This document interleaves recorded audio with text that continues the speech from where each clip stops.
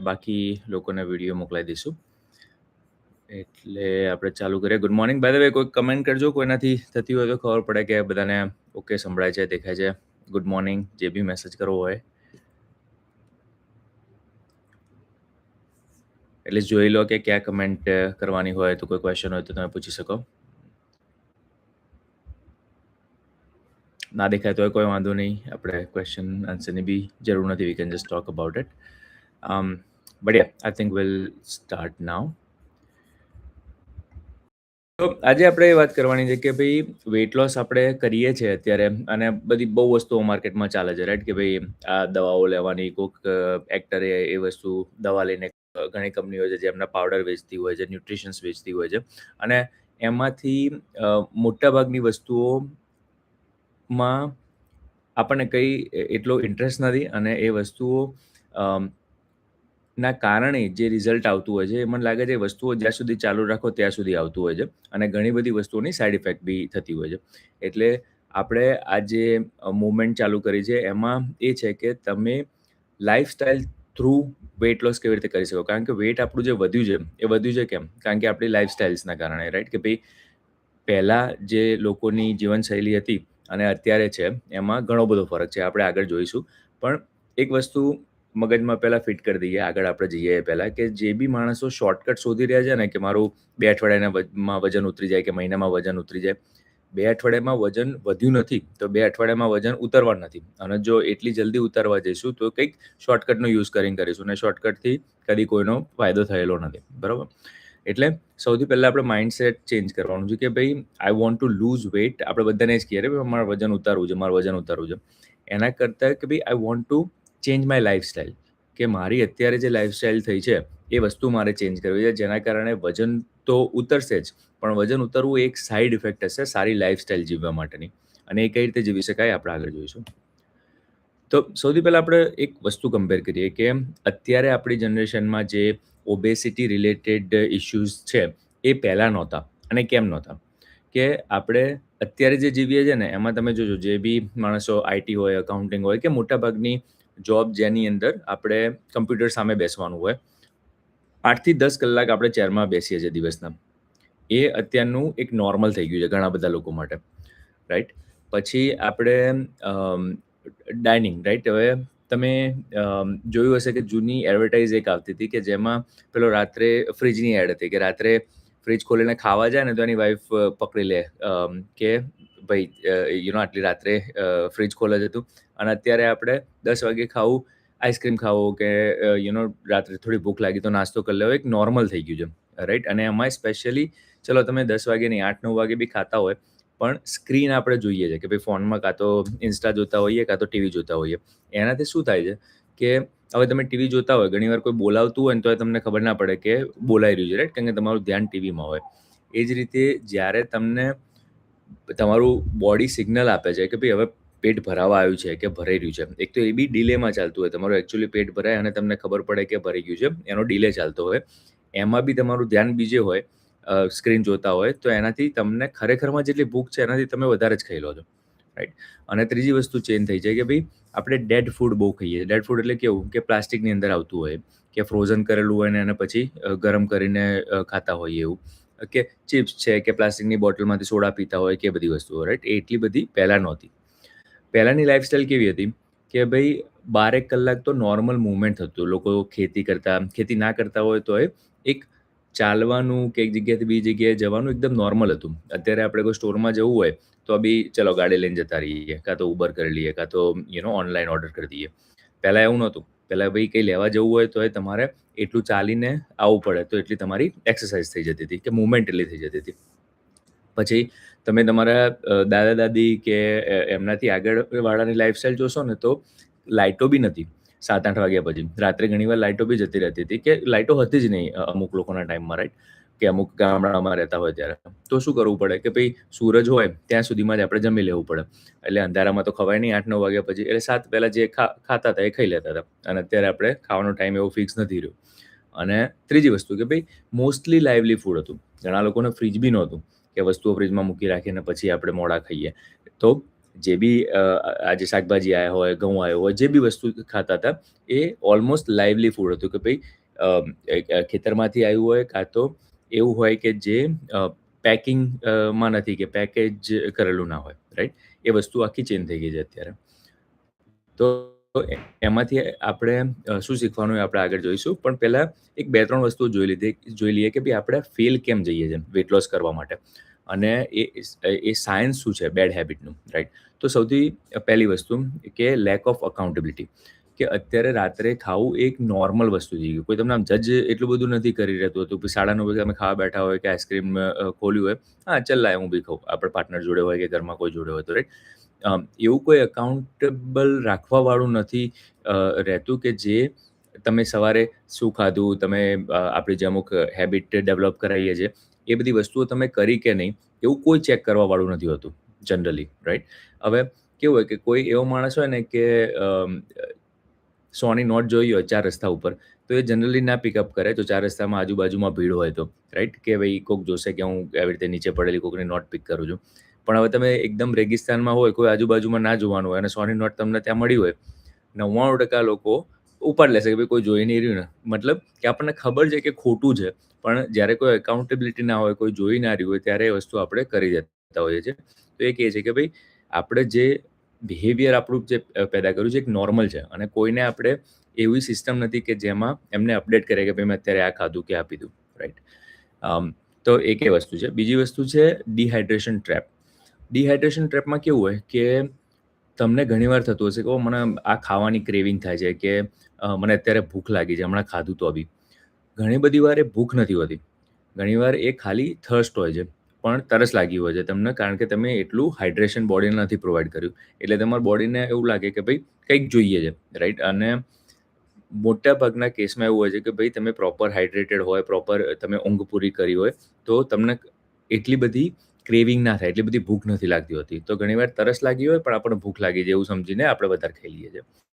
અને late night બિન્જિંગ. તમે જોજો રાત્રે આપણે ખાઈએ ને ડિનર પછી, એ મોટાભાગની વસ્તુઓ એવી જ હોય કે જે આપણી દિવસની આખા દિવસની જે કેલરી ખાવાની હોય ને, એનો 30% તો ખાલી એ પાછળના નાસ્તામાંથી જ આપણે એડ કરી દઈએ છીએ. આપણે ચેવડો ચવાણું હોય, લાગે નાનું, પણ અંદર તેલ હોય, અંદર બધા મસાલા હોય, બીજી વસ્તુઓ હોય, કાર્બ્સ હોય, રાઈટ? આઈસ્ક્રીમ ખાઓ તમે, એ બધી વસ્તુઓ ઓલમોસ્ટ આખા દિવસમાં જેટલું ખાવાનું હોય, એના બીજા 30% વસ્તુ એડ કરે છે. હવે 30% વસ્તુ એડ થવી, ક્યાંથી પછી વજન લૂઝ થાય, રાઈટ? એટલે આ 3 વસ્તુઓ છે કે જે આમ નાની લાગે છે, પણ આ બધી વસ્તુઓના કારણે એક સિસ્ટમ ક્રિએટ થઈ ગઈ છે, જેના કારણે આપણે સેટ ફેલ થવા માટે થઈ જઈએ છીએ. એક ક્વિક ચેક કરી લઈએ કેટલા લોકો જોઈન થયા કે કોઈ સવાલ હોય તો. એ good morning, thank you message કર્યા. Alright, let's go back. Okay, બરાબર. તો હવે ચોઈસ આપણી છે કે આપણે દવાઓ લેવી છે કે પાવડર ખાવા છે કે સ્ટાઇલ ચેન્જ કરવી છે. કારણ કે જે દવાઓ લઈને જે ક્વિક ફિક્સ મિથ છે ને કે ભાઈ તરત મારું વજન ઉતરી જાય કે તરત મારામાં ફેર પડી જાય, એનાથી તમે જે મેઇન પ્રોબ્લેમ છે એ નથી સોલ્વ કરી રહ્યા. તમે જે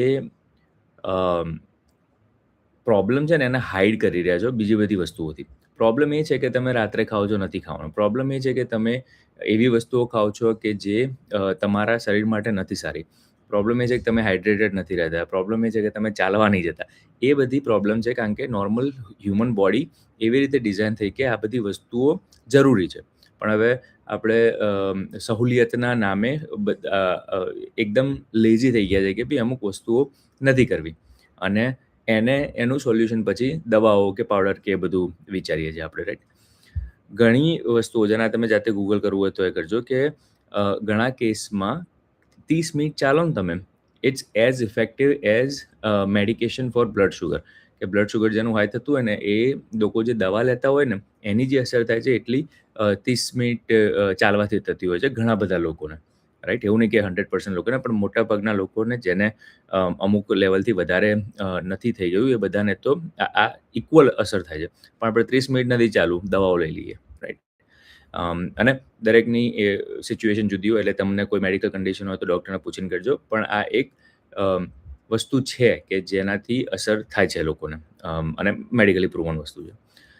અને નેચરલ એનર્જી લેવલ. તમે દવાઓ લઈને ના ખાઓ તો તમારી એનર્જી બી ડાઉન થાય. તમે પછી ખાલી એનર્જી માટે એનર્જી ડ્રિંક લો કે કંઈક એવી વસ્તુ કે જેનાથી તરત તમને એનર્જી આવી જાય, શુગર વાળી વસ્તુ હોય કે એવી કોઈ. પણ એ નેચરલ ના હોય. એ થોડા ટાઈમમાં આવીને પછી તમને ક્રેશ આવી જાય, રાઈટ? ઘણાને સોડા પીવાની આદત હોય, ઘણાને બહુ ચા પીવાની આદત હોય. એ બધી વસ્તુઓ તમે લીધી ત્યારે જ.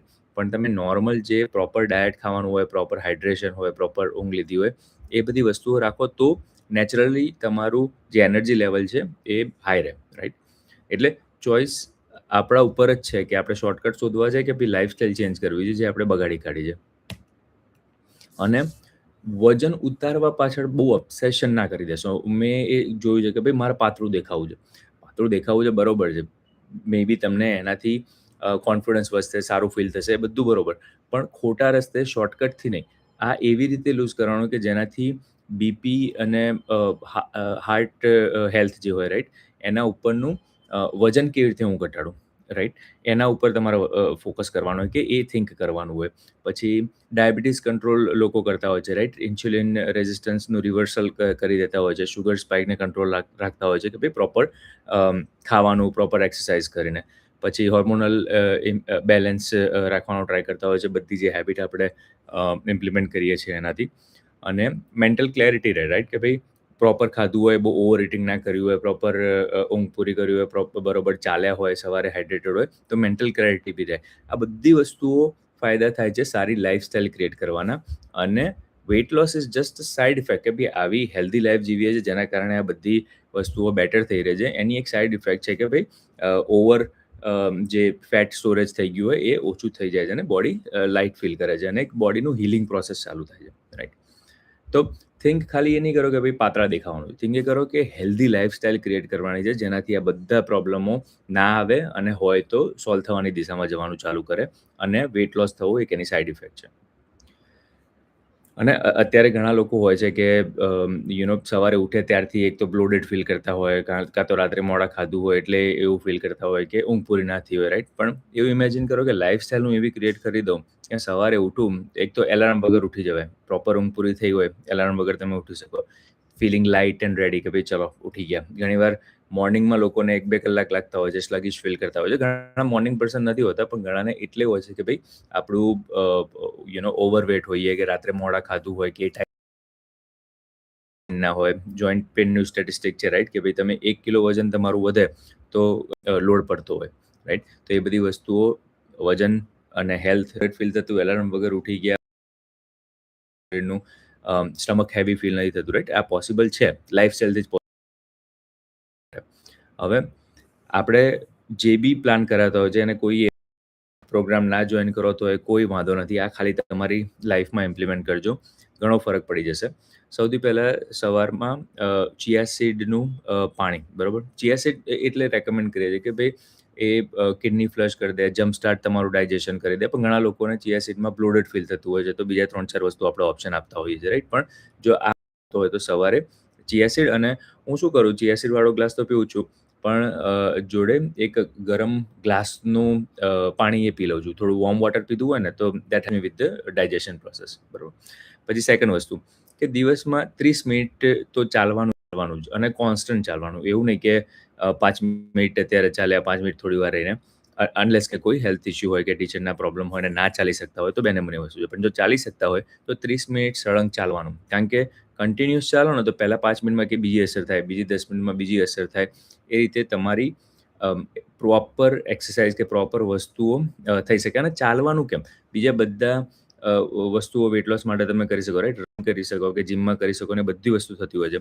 ચાલવાનું કેમ મને સૌથી વધારે ગમે છે કે રેકમેન્ડ કરવું ગમે છે અને કરવું ગમે છે કે ભાઈ ચાલો ને તમે, એમાં શું થાય, એમાં એવું કંઈ જોરદાર તમે ફોર્સ નથી કરી દેવાના તમારા બોડીને. એના કારણે તમે જો જીમમાં જઈને આવશો ને તો ઘણા લોકો જીમમાં જતા હોય તો વજન વધી જતું હોય. કેમ? કારણ કે જીમમાં ગયા અને આ ઘરે આવ્યા અને પછી ભૂખ લાગી વધારે. અને જો પ્રોપર મીલ પ્લાન ના કર્યું હોય તો આપણે નાસ્તો કે બીજી બધી વસ્તુઓ વધારે ખાઈએ અને કેલરી જેટલી જોઈતી હતી એના કરતાં વધારે ખાઈ લીધી. પણ ચાલતા હોય ને તો બોડી તમારી થાકી ના જાય એટલી બધી કે ભાઈ ઓ મને હવે અચાનક ભૂખ લાગી ગઈ. એટલે શાંતિથી તમારી બોડીનું એ પ્રોસેસ એવી રીતે થઈ રાખતું હોય કે ભાઈ આપણે ચાલીએ છીએ અને આપણે જે શ્વાસોશ્વાસ કરીએ છીએ, જે ઉચ્છ્વાસ છે એમાં જ આપણું બોડીનું ફેટ પ્રોસેસ થઈને બહાર નીકળી રહ્યું. બીજી કોઈ રીતે શરીરનું આપણું વજન જે હોય શરીરમાં ક્યાંથી જાય? ઉચ્છ્વાસમાંથી જ જતું હોય, રાઈટ? તો ચાલીને જે પ્રોસેસ થાય છે, ચાલીને જે વજન ઘટે છે, એના જેવું બીજી કોઈ વસ્તુથી નથી થતું વિધાઉટ એની સાઇડ ઇફેક્ટ, વિધાઉટ એની હંગર ચેન્જીસ, રાઈટ? પછી અમ, અ, બ્રશનું આપણે હમણાં આવીએ. બીજી વસ્તુ છે કે ભાઈ 7 to 8 PM ડેડલાઇન, કે પોસિબલ હોય તો 7-8 વાગે, અને વધારે પોસિબલ હોય તો એનાથી પહેલાં, કે ભાઈ અંધારું થાય એ પહેલાં આપણે ખાવાનું પતાવી દઈએ, રાઈટ? અને એનાથી શું થાય, તમને એક તો બોડીને પ્રોપર રેસ્ટ મળે 8થી પછી સવારે સુધી, રાઈટ? કે 14 કલાકનો એક તમારો ફાસ્ટ જેવું થઈ જાય, એટલે તમારા લીવરને ટાઈમ મળે ડિટોક્સિફાય કરવા માટેનો, અને body cleanse out the damage cells, એ જે રેસ્ટ પીરિયડ મળ્યો હોય એમાં, રાઈટ? અને બ્રશની ટ્રીક એ છે કે ભાઈ સાંજે ખાઈ લીધું પછી તમે બ્રશ કરી દો ને, બ્રશ કરી દીધું હોય ને તો 80% કેસમાં એવું થાય કે યાર હવે બ્રશ કરી દીધો, હવે કેમ ફરીથી બ્રશ કરવો પડશે. એ આળસમાં આપણે પછી કંઈ ના કહીએ, રાઈટ? એટલે એક બીજી માઇનર હેબિટ છે મેન હેબિટની જોડે, કે ભાઈ ખાધા પછી બ્રશ કરી લેવાનો, અને આપણા દાંત માટે આમ બી સારું છે, રાઈટ?